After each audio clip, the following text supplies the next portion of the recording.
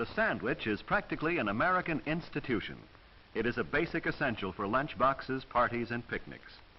As far as these boys are concerned, well, hamburgers and hot dogs are their idea of a really good meal. But there are sandwiches and sandwiches.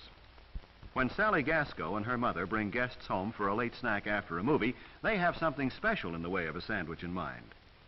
Sally calls it tuna rarebit. Let's watch how she makes it.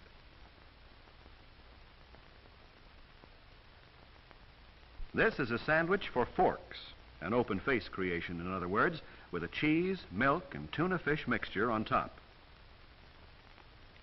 The basis will be rye bread, Mother's idea. She found that the spicy caraway flavor made a good contrast to the bland fish and cheese.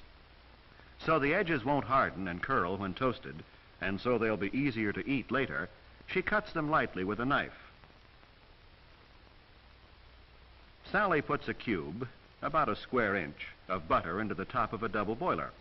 A little butter finds its way into a great many dishes in this kitchen, not only for flavor, but as a blending agent.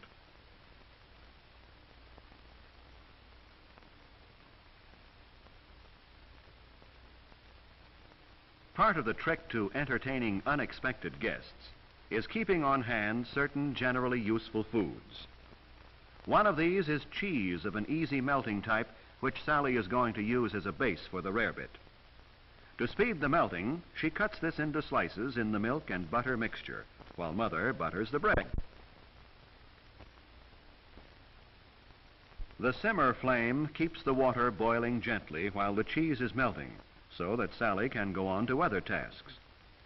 She adds the canned chunk-style tuna fish, and notice that she uses a wooden spoon to avoid discoloration of the mixture.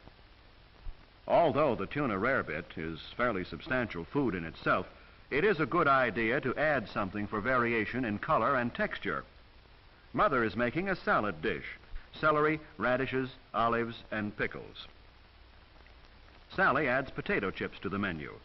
They used to be exclusively picnic fare, but they've joined the host of useful accessory foods which make entertaining so much easier and more fun for teenagers.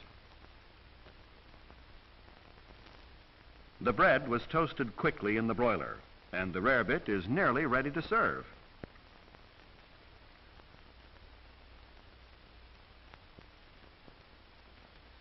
Let's see, what will be the beverage? Mother thinks she'll give the guests a choice of Coke or milk.